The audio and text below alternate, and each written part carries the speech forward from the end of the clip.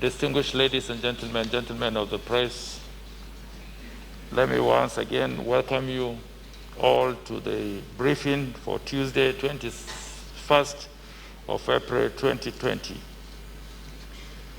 We are in the fourth week of the lockdown of Lagos and Ogun states, as well as the Federal Capital Territory, and the Presidential Task Force continues to assess the impact vis-à-vis the objectives. Let me remind us all that the lockdown and the subsequent extension was to slow down the spread of the virus by minimizing contact and congregation of people and to enable us put in place necessary infrastructure, train personnel, take delivery and distribute essential equipment and materials in readiness for any eventuality. I informed you yesterday that pursuant to the objective, the DG of the Nigerian Center for Disease Control and the WHO representative on the Presidential Task Force have been touring the states to assess and standardize their infrastructure and their readiness. They have so far visited 6 states: Imo, Anambra, Rivers, Delta, Katsina, and currently in Kano. 3 more states will be covered by Wednesday tomorrow.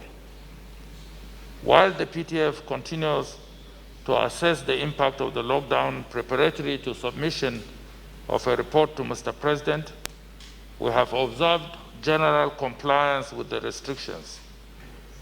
However, much more work shall be required in the creation of awareness among the people and in securing a buy-in of all stakeholders. I find it necessary to remind us all that this COVID-19 pandemic is not a joke, and it is a global pandemic.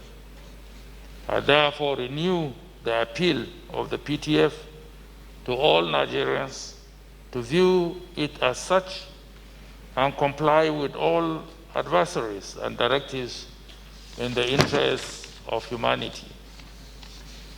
The reports coming out of the continuing collaboration with the states indicate the following. 1, governors have been at the head of the response, which is encouraging. And 2, the state emergency operation centers and their treatment centers are in place. 3, there are improved levels of preparedness and response activities, focusing more on strengthening current capacity where they exist over building new structures. And 4, there is obvious need to support the states in strengthening coordination across board.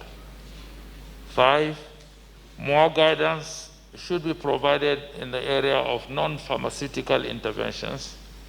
6, particular attention is to be focused on some states with heavy burden, particularly now on our radar, Kano. And 7, priority is being placed on intensive state-level support. I'm pleased to inform you that as part of the support to the states, the Presidential Task Force has approved the distribution plans for medical equipment and consumables available in stock to the states. The physical distribution shall commence immediately. This will be in addition to the JACMA equipment and materials already shared to the states. Let me once again thank the media for the tremendous support we continue to receive. I similarly thank the selflessness of our frontline health workers and other workers for their professionalism and hard work. We stand with you as you work to save lives. I equally thank countless public-spirited Nigerians, corporate organizations, faith-based organizations, etc., for demonstrating unparalleled commitment to the survival of our nation and for being our brother's keeper. Before I invite the Honorable Minister of State Health to the podium, I consider it apt to repeat that this is time for all hands to be on deck so that the Presidential Task Force can improve on its delivery. Unity of purpose is critical. Everybody has a role to play for self, for family, for community, for the nation, and for humanity. I now invite the Honorable Minister of State Health to update you on the current developments. Thank you. Thank you, Mr. Chairman. My colleagues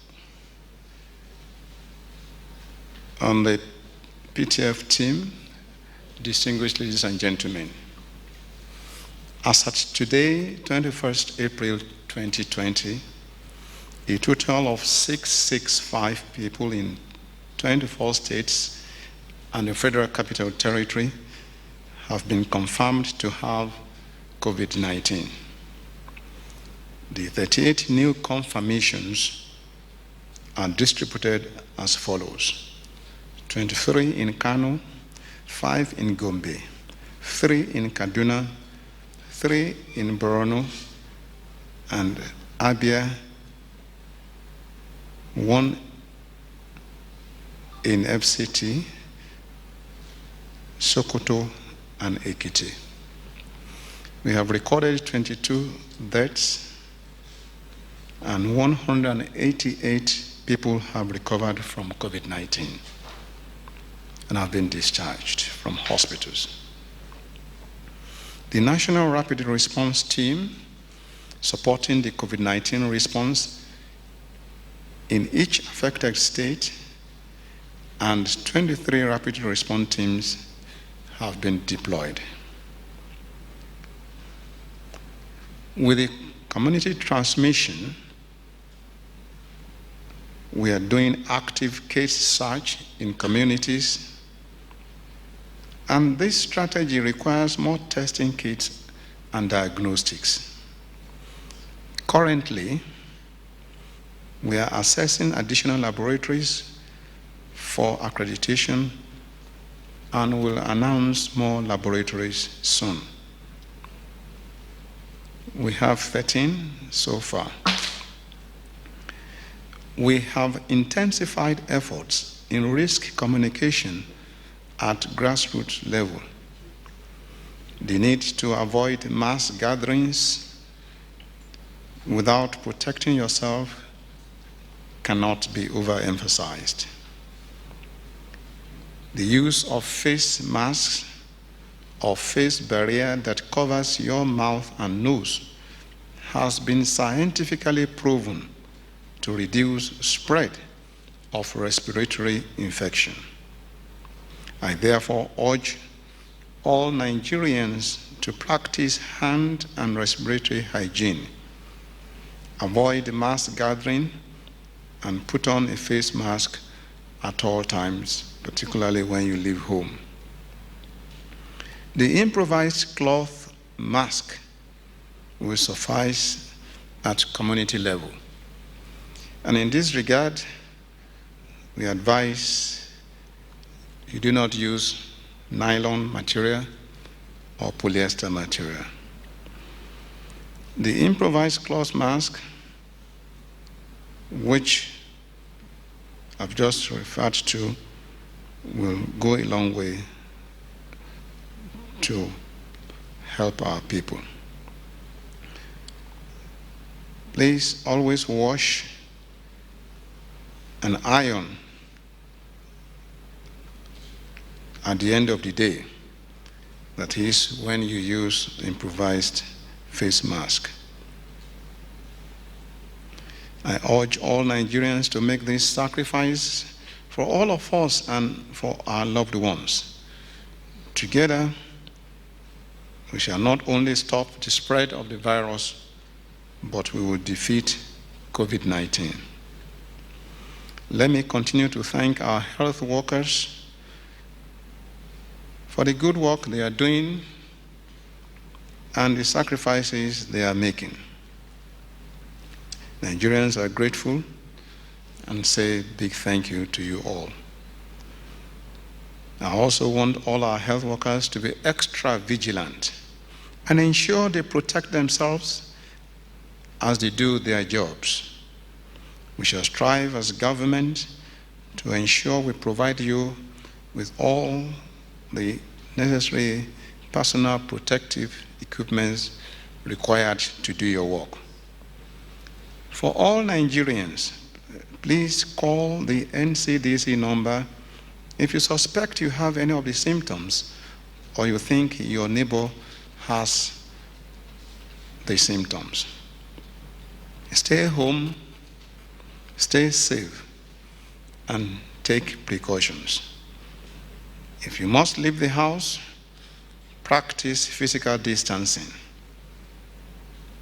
hand and respiratory hygiene, and put on your face mask. In solidarity, we shall conquer. Thank you very much. State Health has said with regards to face masks, we continue to urge you to use face masks as an optional addition to the routine measures of physical distancing, avoiding mass gatherings, and respiratory hygiene. In line with the NCDC face mask policy, we advise Nigerians to make DIY, do-it-yourself face masks. Not only are they cheaper, but they are also more colorful, as we can see from the chairman's mask. We do recognize the Nigerian creative and enterprising spirit already at work, with so many people already making use of local fabrics. We'd like to urge you to continue to adopt all procedures for improvised mask usage and maintenance based on the NCDC guidelines. With regards to state engagement, we continue to engage collaboratively with state governments on the pandemic response. The task force will continue to provide necessary assistance to states to ensure adequate sensitization. In this regard, we would like to acknowledge and thank both the public as well as the private media for the support they have been providing in terms of information and education materials on TV, radio, jingles, etc.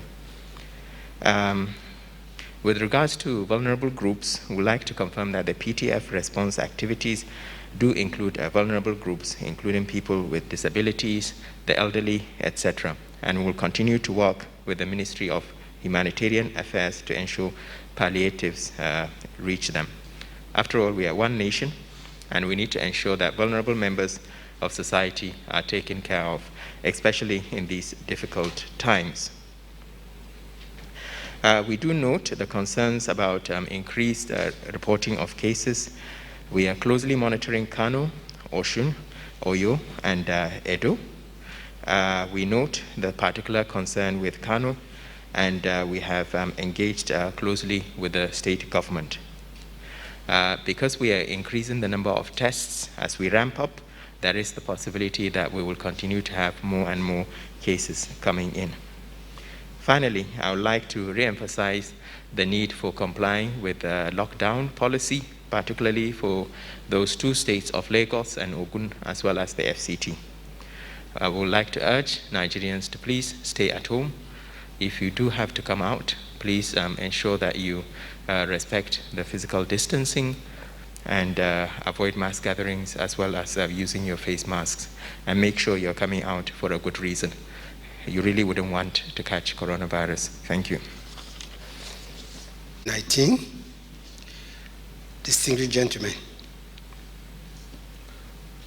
Although a respected opinion poll, the NOI polls has shown that 99% of Nigerians are aware of COVID-19.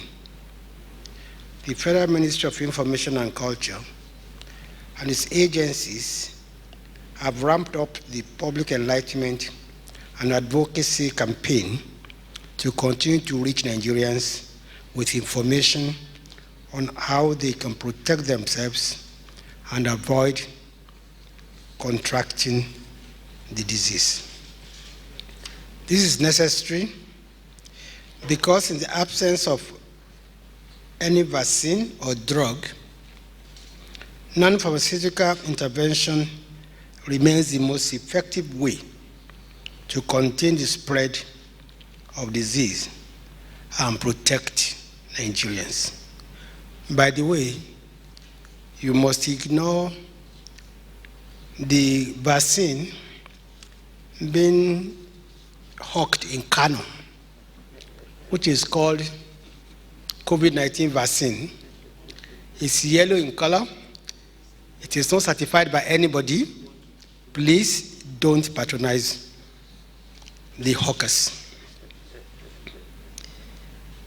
The campaign has therefore continued to focus on the need for the populace to adhere strictly to social distancing and mass gathering restrictions, wear face masks, and ensure good personal hygiene.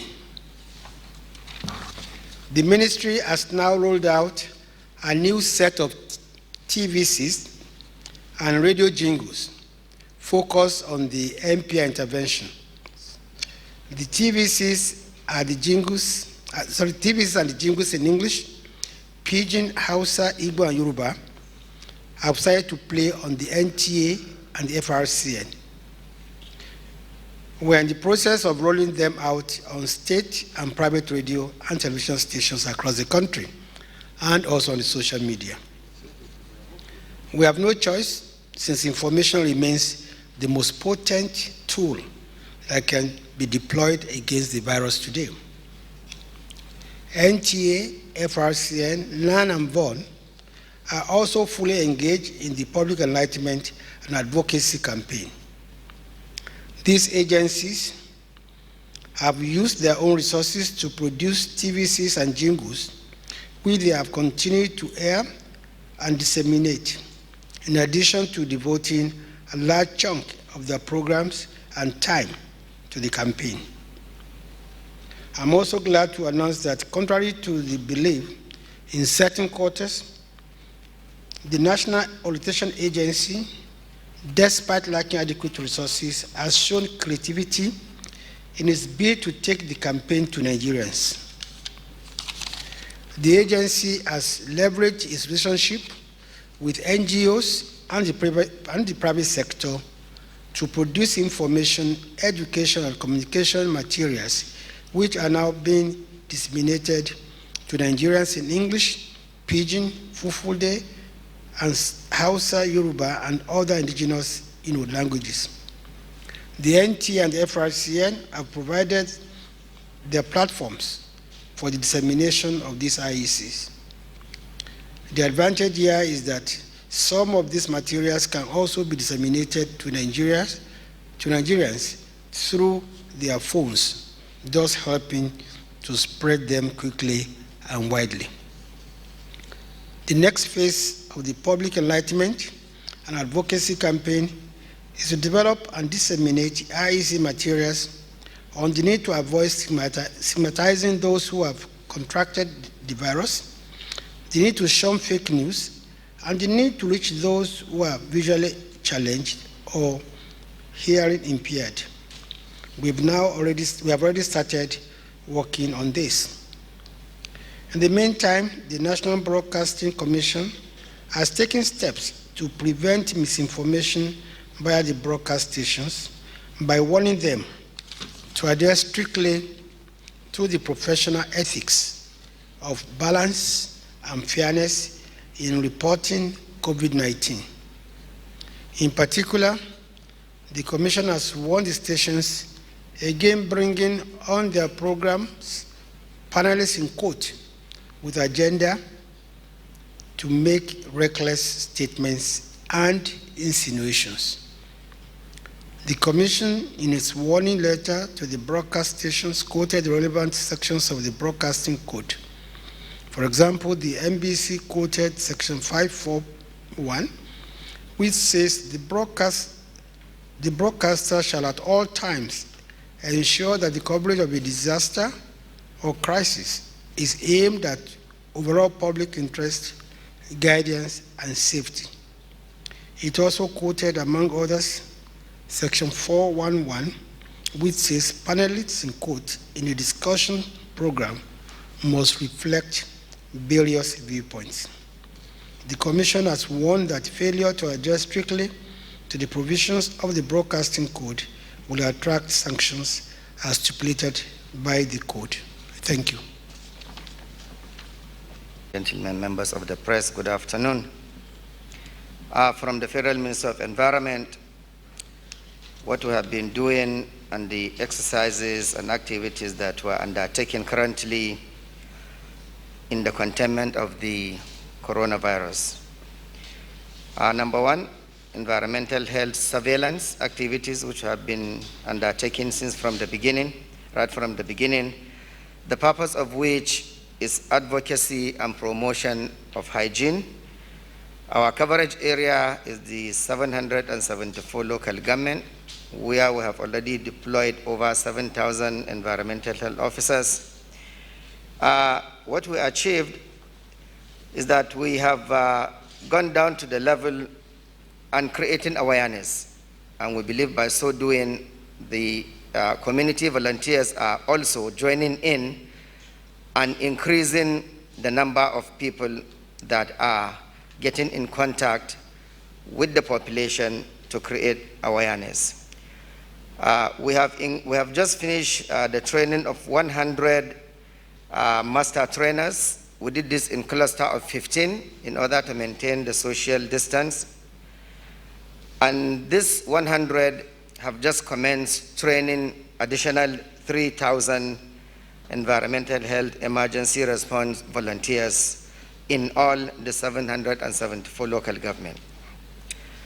Our activities in decontamination and disinfection, that also is ongoing. Again, the purpose of which to contain the virus is ongoing in the 774 local government. In our second phase, we are currently disinfecting 150 high-risk areas, again, around the 774 local government. And our personnel also are in all the states and providing technical support to the state government.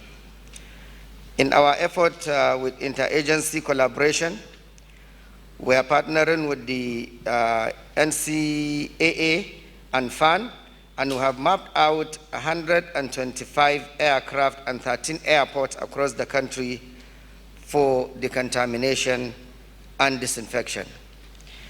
Also, what might interest you is that the Federal Ministry of Environment, through one of our agencies, the Federal Forestry Research Institute of Nigeria, we are producing hand sanitizers, and these are herbal-based, again for the containment of the virus, and we are distributing this to communities and high-risk areas, security personnel that are in the process of making sure that people comply with the lockdown. So the ministry has been busy with this. I will just quickly say a little in Hausa because somebody asked that they need to know exactly what is going on. So jama'a assalamu alaikum. Wannan annoba ta corona kamar yadda muka sani ta shigo a ƙarshen waccan shekara kuma ta mamaye duniya. Abu ne kuma da gaske ne, na tabbata masu kallon TV suna gani, ƙasashen duniya ba mu kaɗai ba, wannan cutar annobar tana kashe mutane a kulliyomin. Kuma ba ruwanta da matsayin mutum, ko kai mai kuɗi ne ko talaka, ko mai mulki ko mara mulki, ko sarki ne, ko bafade ne, ko bawa ne, ba ruwanta da sarauniya ko sadaka ko kuyanga ko kwarkwara. Duk wanda ta samu za ta kama. Mun gani a wurare da yawa. Dan sarauniyar Ingila ya kamu, shugaban Ingila ya kamu, da sauran mutane, mu ma nan a nan mun gani. Jama'a, wannan abin da gaske ne. Kuma ɗaya daga cikin manyan abubuwan da zai dakatar da yaɗuwar wannan cutan shine wannan zama a gida ɗin. Gwamnati ba ta kama mutane ta rufe ba ne kawai don tana so ta rufe, a'a, domin an duba duk duniya abinda kowa yake yi kenan a samu sauƙin yaɗuwar wannan cuta. Mun ga inda ta faru a ƙasar Sin, ƙasar China kenan. Mun ga abin da yake faruwa a ƙasar Italy da sauransu. Yanzu haka mun ga abin da ke faruwa a ƙasar America. A sanin kowa ne America tana ikirarin a duk duniya ba ƙasa da ta kai ta komai. To yau wannan ƙwayan zarrar cutan corona ta tasa America a gaba. Yanzu America tana karɓan, tana neman taimako a ko'ina da ƙasashen da suka kaita da ba su kaita ba. Jama'a, don Allah mu zauna a gida a duk sa'ilin da aka ce mu zauna a gida ya fi a'ala. Sannan kuma mu kula da sauran ƙa'idoji da ake gindayawa na wanke hannuwa akai-akai, rashin taɓa fuskanka, kuma wannan takunkumi da ake sawa yana taimako ga wanda bai da shi ya kare shi, ga mai cutar ya rage yaɗawa. Za ka iya ɗinka naka ka sa, kamar yadda muka gani a waɗansu a cikinmu nan sun ɗinka sun sa. Abin da ake bukata shine ka kare kanka, ka kare wasu. To saboda haka a yi ƙoƙari a bi dokoki. Sannan akwai mu'amala, tazaran mu'amala da ake cewa social distance da turanci, na a tsaya nesa da juna idan wani abu ya haɗa aƙalla taku 3 zuwa 5 tsakaninka da sauran mutane. Kuma abin da aka hana na taro na mutane da yawa, don Allah a bari. Wannan abu ne wanda zai zo ya wuce in Allah ya yarda, amma fa sai mun bi doka, mun bi tsari kafin mu samu nasara. Allah ya ba mu ikon ganin wannan abin har lokacin da zai zo ya wuce. Mun gode.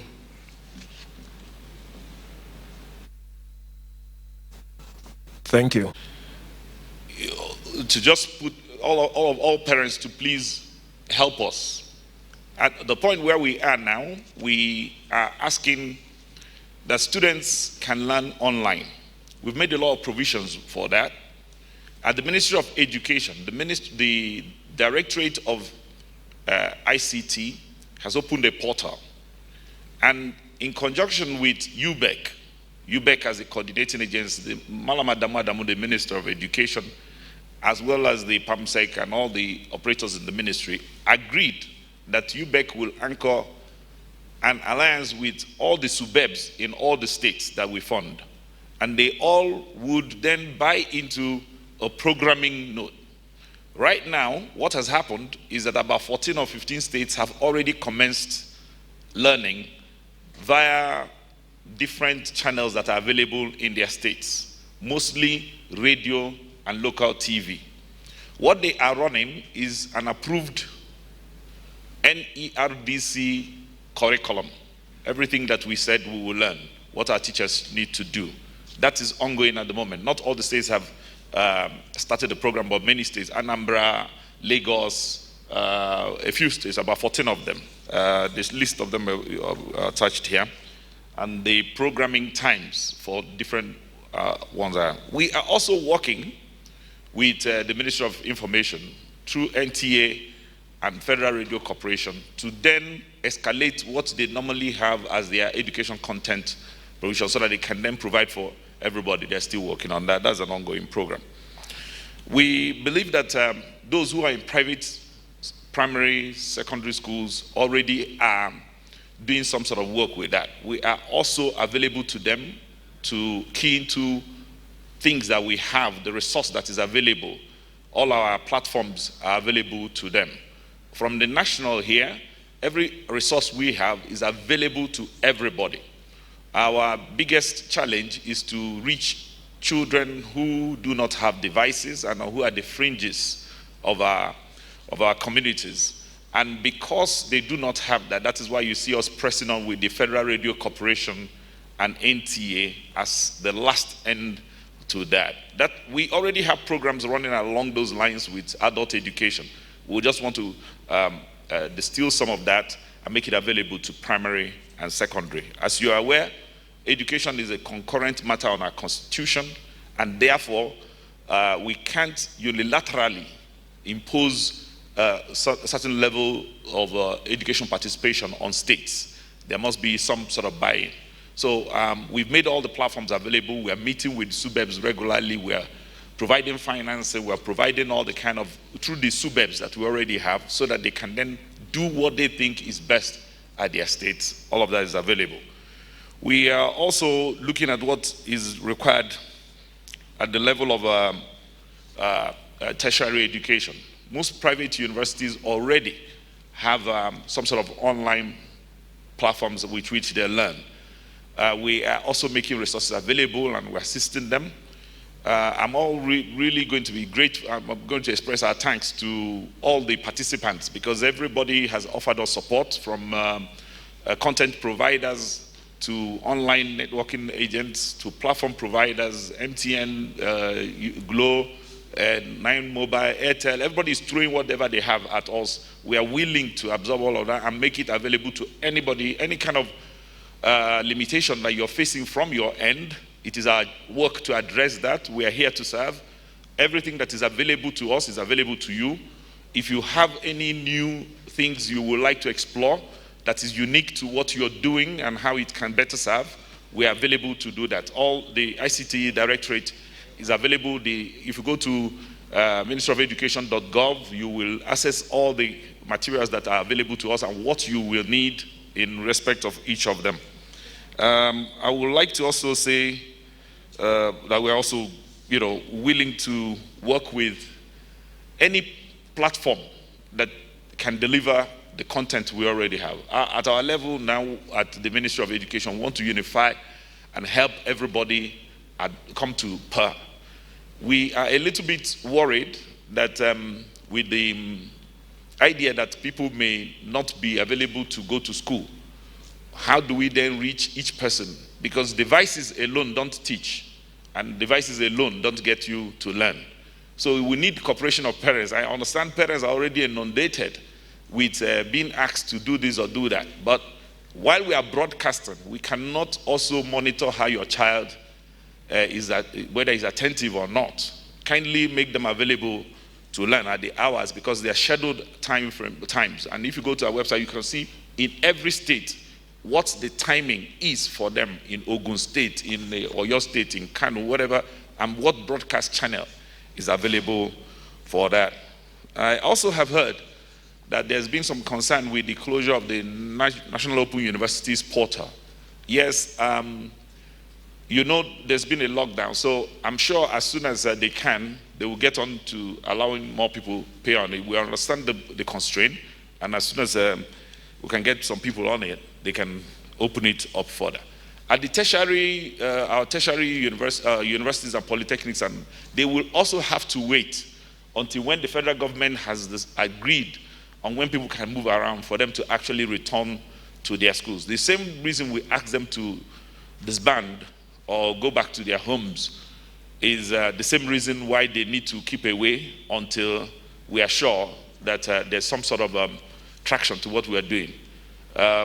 That is, for now, where we stand. We think students who are at home should log on to all the education materials that we have made available.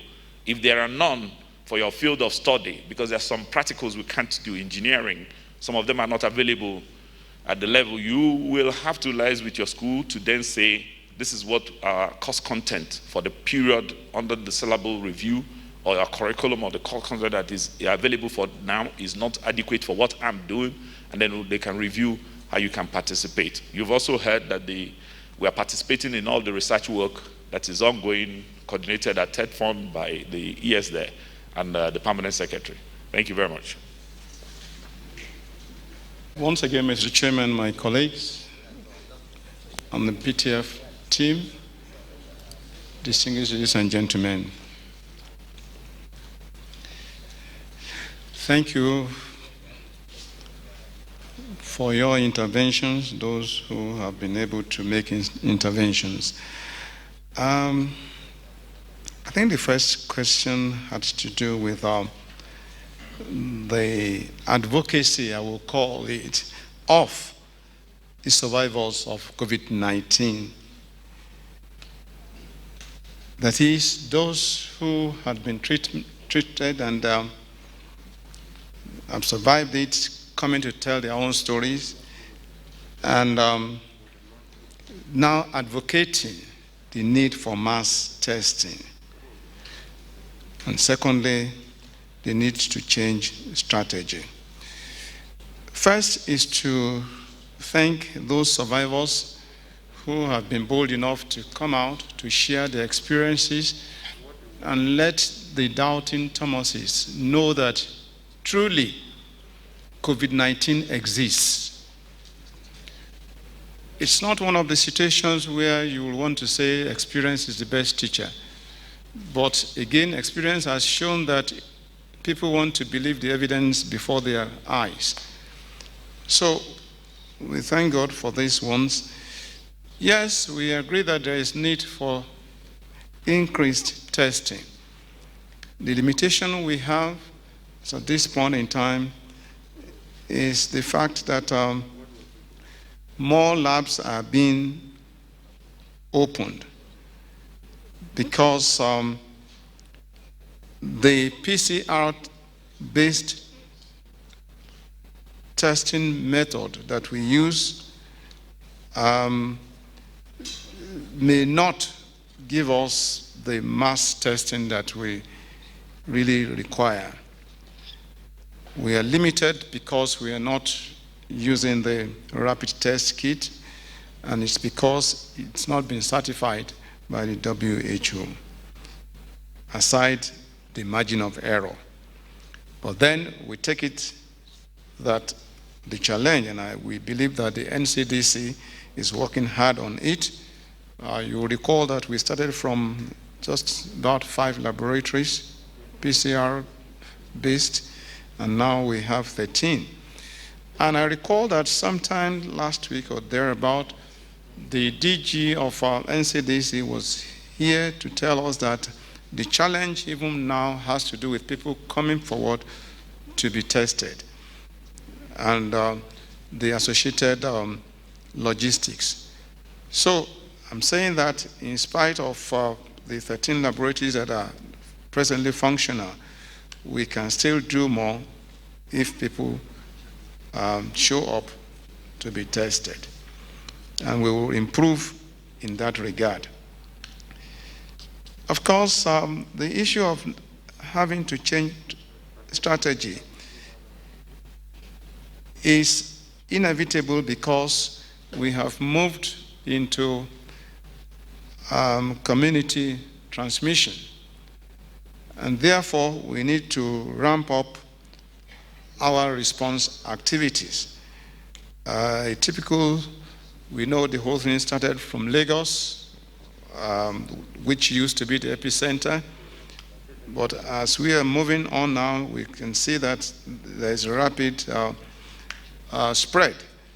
So it means we also have to move to test more, to isolate more, and of course, to treat more where treatment is really required. So it has never been a situation of one size fits all. We know that along the line, as the situation demands, we will need to be innovative in our approach, or creative, and be adaptive, and also be flexible. And that's one of the things, or that's one of the reasons why we advise our people to use a face mask, and that it doesn't have to be the regular type, as some of us are using right now. It doesn't have to be medical mask or surgical mask. It could just be any cotton material that is suitable, that we can wash, and we believe that this will go a long way to help. I think the question from Etire, if I remember very well, it has to do with what has been the outcome, or how far with the traditional, complementary, and alternative medicine in terms of remedy for COVID-19. Yes, I remember that some time ago I did say that there had been requests made by some practitioners of herbal medicine laying claims to having remedies that could help or treat COVID-19. And I remember I did say then that we encourage these people to come forward with their remedy. But these remedies, they have to go through the proper protocol of assessing the efficacy. It's not enough for people to make claims, but we need to subject such claims to the protocol for assessment. And in this regard, the traditional complementary and alternative medicine department of the ministry, as well as the National Institute of Pharmaceutical Research and Development, they are working together to look at these claims being made. But I can also tell you that a lot of times, some of those who make this claim, they fail to really come up with their remedies for proper protocol of assessment.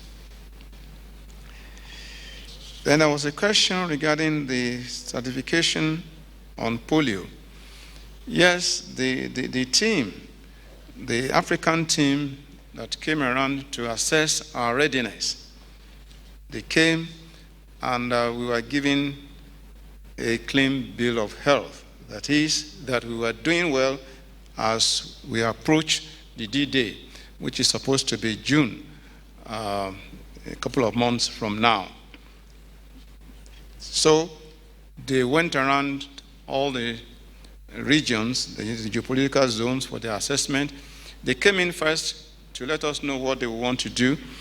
And after moving around the 6 geopolitical zones, they also came back to give us a feedback. And the bottom line is that they were satisfied with what they saw in the various places they visited. So that gave us hope, and we're very excited for the report they gave. And so we are still working towards that, and we believe in the grace of God that come June, Nigeria will be certified polio free.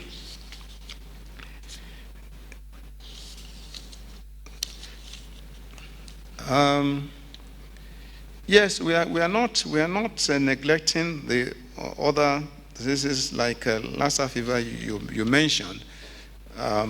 We are getting reports from the various states, particularly those states that appear to be the epicenter, and we have not really had the rise in the figures, so which means that we are not really having new cases. And what we know about Lassa fever is that it has a period where there is a spike, and that's usually towards the end of the dry season. So it's like that period is kind of over because we're not really having outbreak. Thank you. So the issue of markets, yes, we will continue to monitor. As you know, here in Abuja, the markets are controlled by the FCT, and we continue to work with them closely. It's not an easy decision. If we reduce the frequency of the markets, more and more people will be attending. If we increase the frequency, on the other hand, we may also have the same issue. So it's a balance, but we are looking into it, and we'll continue to monitor. Stay-at-home order, and the issue of cannabis. I would like to assure you that cannabis use is not part of the exemption criteria for violating the stay-at-home order. So it's really a law enforcement issue, and NDLEA, as other law enforcement agencies, will continue to monitor this. Kano. So we have been working quite closely with the state authorities in Kano. Over the weekend, we engaged directly with the state governor, and virtually over the last 2 days, I have been talking to people in Kano to find out what is going on. It's not very clear whether the reports that we're getting are actually factual or not, but they have set up a team that will be looking at investigating this further. In terms of what we are doing from the Abuja side, as you're probably aware, the DG and CDC has made an on-the-spot assessment yesterday. They just left Kano today. We've also sent rapid response teams to Kano. We continue to engage with the government in terms of testing. The test center in Kano started last week. We are also looking at opening more centers for sampling, for taking samples, so that we can increase the number of tests and also improve the efficiency of contact tracing. We continue to ask persons to respect the stay-at-home order in Kano, which was placed by the state government. The best way of avoiding catching COVID is really to keep your distance from others. We have also today discussed the Kano issue in detail at our PTF meeting, and will be reaching out to the state authorities to support enhanced surveillance. We definitely recognize the need for more testing and also the need to reach out to communities to convince them to continue to support and cooperate with us while we work on reducing the impact of the pandemic. Thank you. I think let me start with the question on the CCT, the conditional cash transfer. That how are we doing the expansion of the registration? Well, we are using other models because, as I mentioned on this platform, we want to really focus on digitalizing this process. So we're using the BVN, so the bank accounts, as well as mobile phone networks to identify these poor and vulnerable people in the society. That's going to be faster, and there's going to be transparency and accountability. On the issue of a lady showing that two members of a household being given the cash intervention, I think this is near impossible, because the process involved is a very, very tedious process where all critical stakeholders in the community are involved, the community leaders, and the faith-based organizations, the leaders, the youth, the women leaders in that particular community.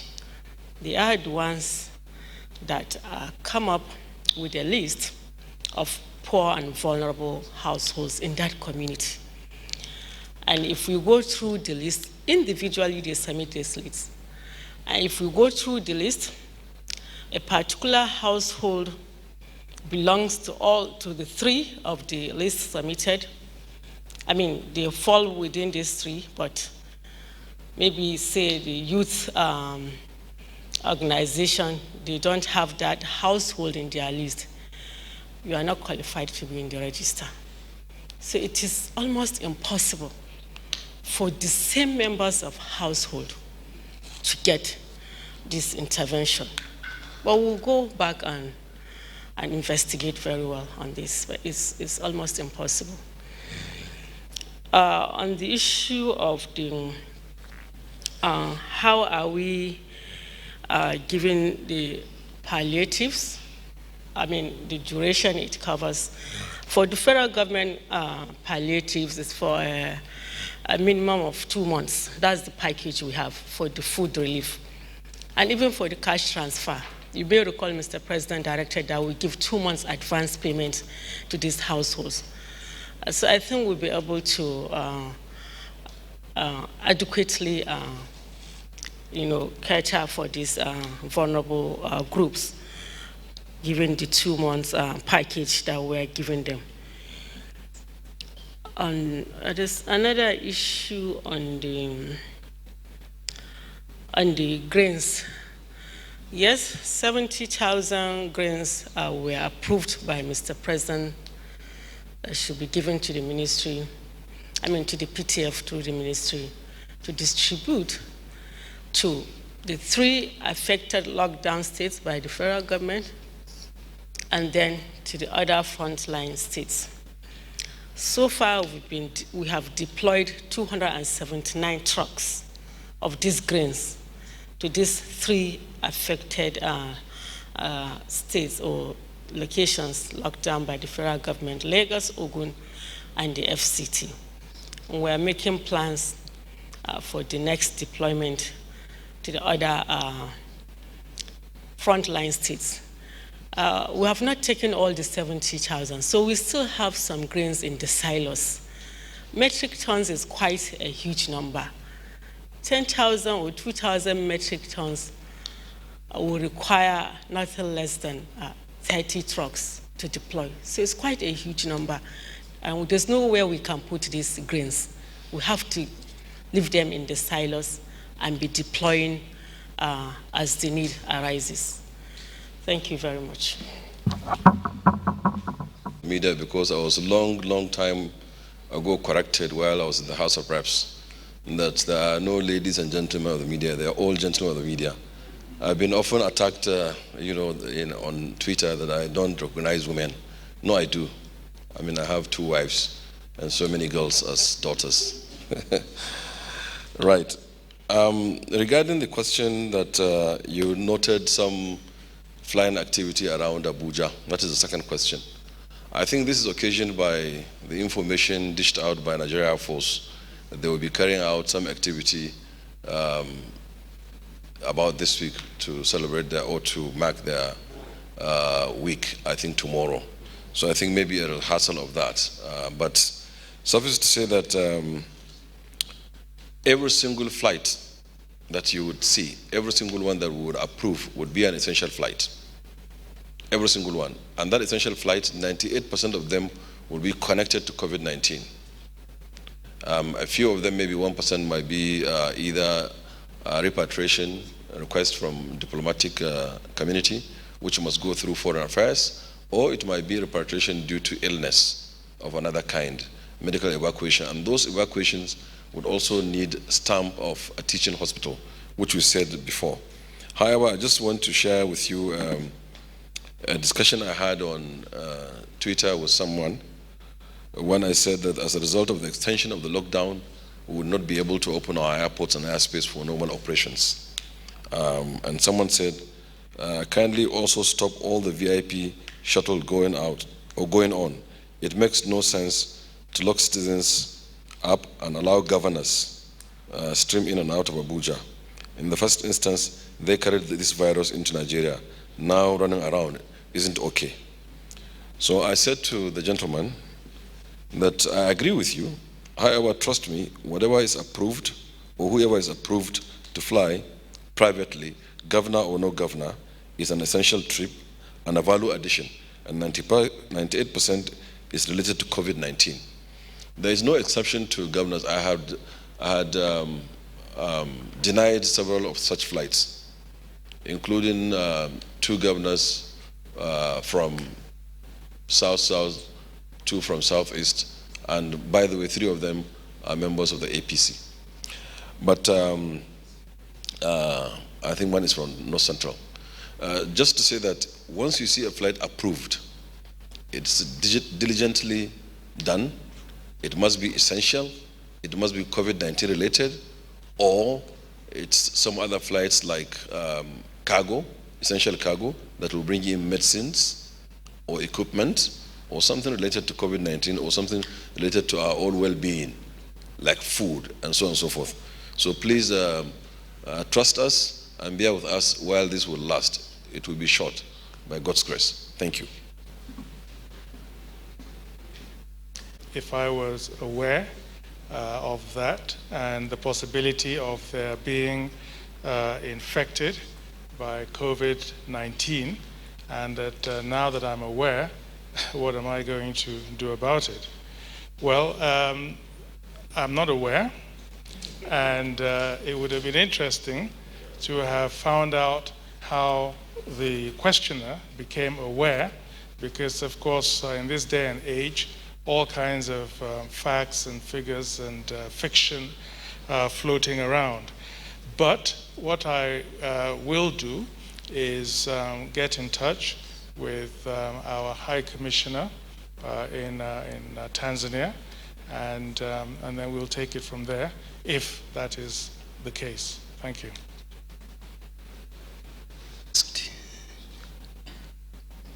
Citing two international journalists who have contracted COVID-19. It's a very, very pertinent question. As I always say, as of today, there's no known vaccine or medicine for COVID-19. The only strategy that we are employing is actually the non-pharmaceutical intervention, which is advocacy, enlightenment, and sensitization. And this cannot be carried out without the support of the media. Therefore, it won't be wrong to classify journalists as frontline soldiers in the fight against COVID-19. But for the media, how are we going to get across to the public our advocacy campaigns, whether in the area of social distancing or not gathering or physical hygiene? So I agree with you absolutely that you are a frontline warrior in this particular fight against COVID-19. And of course, we've always used the analogy that this is a war, but this time around, it's a war with an invisible enemy. And I think just as our health workers, our airport workers, our immigration workers, and etc., are frontline soldiers in this battle, in this war, you also are. And I think it won't be out of place to take up this matter at the level of the task force and also engage your employers as to what kind of arrangement can be made for those of you especially who have been with us every day.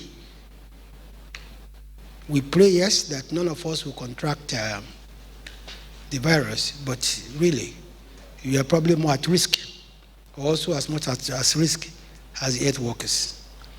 And this also gives us the opportunity to please immensely thank the media for the support we've received from them. It is true that when I came here a few minutes ago, I spoke largely about NTA, FRC, NAN, and VON. But the story will not be complete without giving, due respect and, giving appreciation to the private media. Also, TVC, AIT channels have all been covering our press conferences live without any charge. We thank you very much for that very patriotic, duty you've been doing. Newspapers. Arise. Thank you. I must say that it's not just private TV stations. Also, private radio stations have been giving us a lot of coverage. So we thank them, and even newspapers. And I want to assure you, by the grace of God, when we overcome COVID-19, you'll be one of the heroes of this war. Thank you very much. First go hand in hand. But right from the beginning of all this exercise, the lockdown and everything, Mr. President made it clear that essential services must be kept running, going, water, which is part and parcel of that. the synergy between Ministry of Water Resources and Federal Ministry of Environment to make our water potable, whether it's pipe-borne water or people that live in the rural area.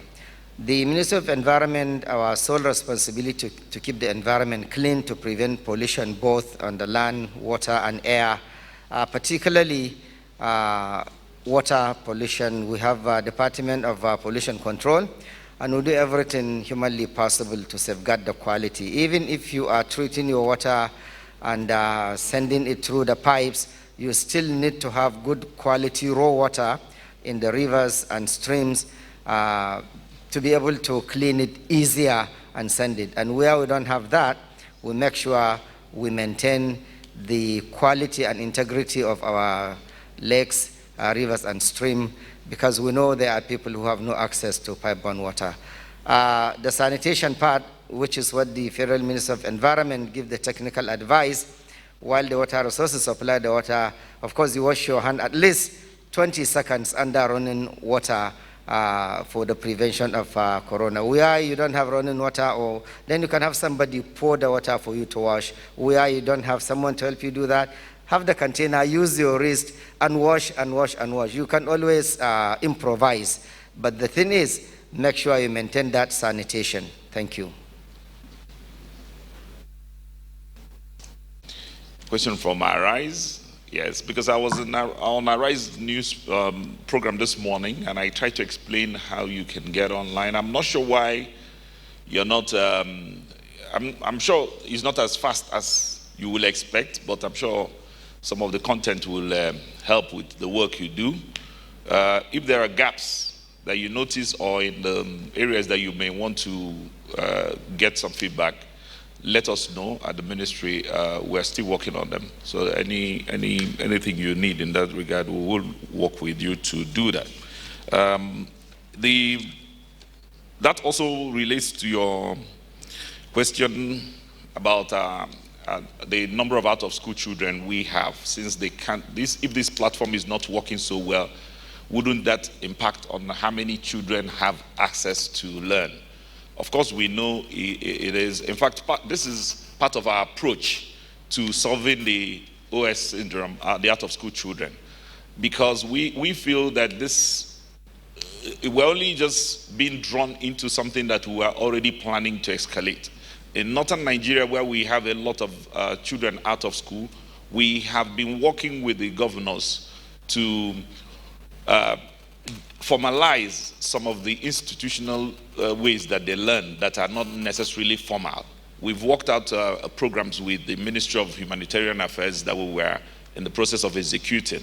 Some of the contradictions of this present challenge would be that you've heard that Kano State wants to deport some Almajiri children back to Katsina, 400 and so on. Some will go to Susan, so they will disperse them.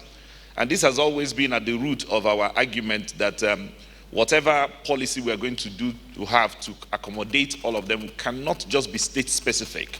It will be holistic.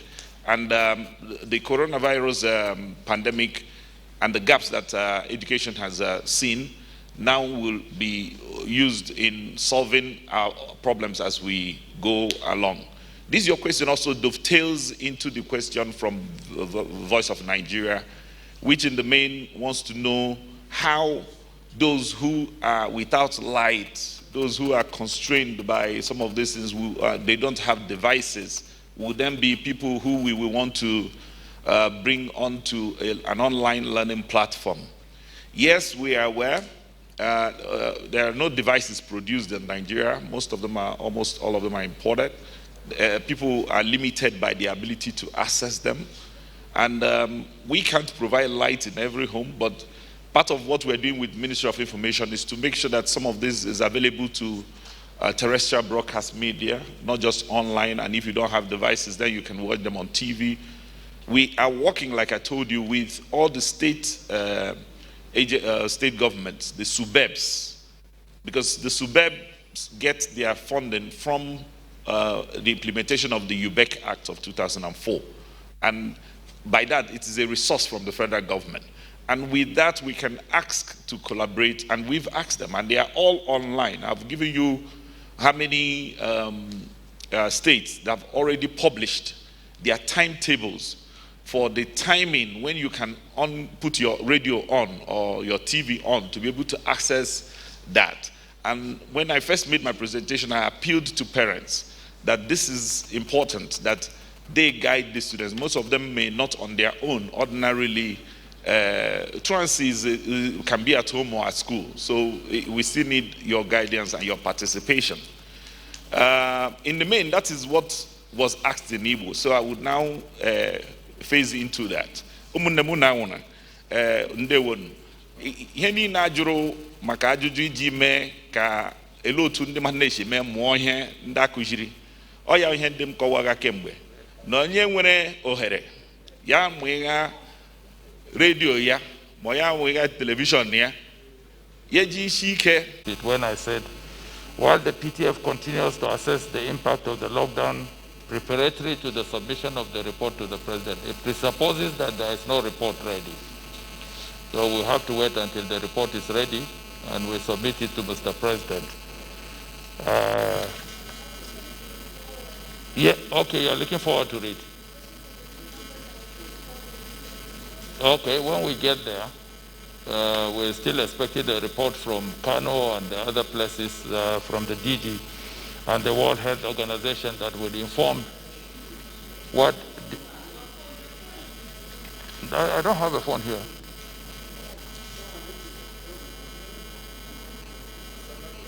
We'll wait until the appropriate time, get all the information that will inform the decision of Mr. President, and we will submit a report. And I did allude to it in my speech, in my remarks this afternoon.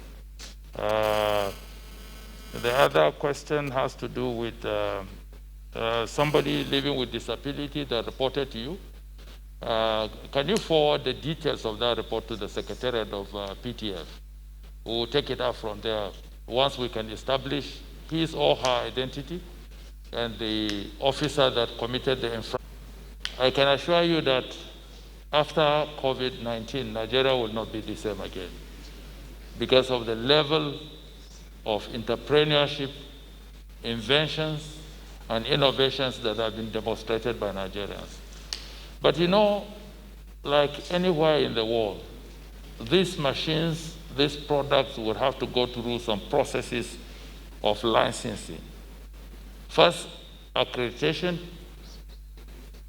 investigations, and eventually they are either patented or licensed for mass production and use. You don't invent a machine today and just put it to use. We are dealing with a life and death situation. I've seen a lot of products. Some were brought to my office by people from DICON. Excellent work. Others from different universities and different institutions. I think this falls under the province or the jurisdiction of the Honorable Minister for Science and Technology. And he did attend even an exhibition at the Eagle Square about 2 weeks ago, where some agencies that are directly under the ministry had produced walk-through disinfection process and also some ventilators. I believe after COVID-19, Nigeria would have stepped up its inventions and innovations, and by the time these things are licensed, we will not have to go outside this country to buy anything. There are a lot of groups that are producing even the PPEs that we are looking for. Most countries have run out of stock. But you see, even the local ones that are produced here would have to go through a process. There are bodies of government that have been established for that. Even the issue about the local herbal concoctions that are supposed to be used for treatment will have to go through a certification process through NAFDAC and other agencies before it will be deemed fit for human consumption. It will take time, but I believe that COVID-19 has given us an opportunity to begin to kick into manufacturing and production and scientific research so that after COVID-19, our country will be dependent on itself for the production of these items. The last is the issue about drugs. which was asked, and the fact that a lot of the youth that are supposed to be in school or gamefully engaged in other activities are busy having a field day with drug abuse. Well, before COVID-19, we had several battles and wars that Nigeria was fighting. First was the issue of insurgency in the northeast, banditry in the northwest, all forms of criminality, kidnapping, oil bunkering. All over the country we had these major senses of insecurity.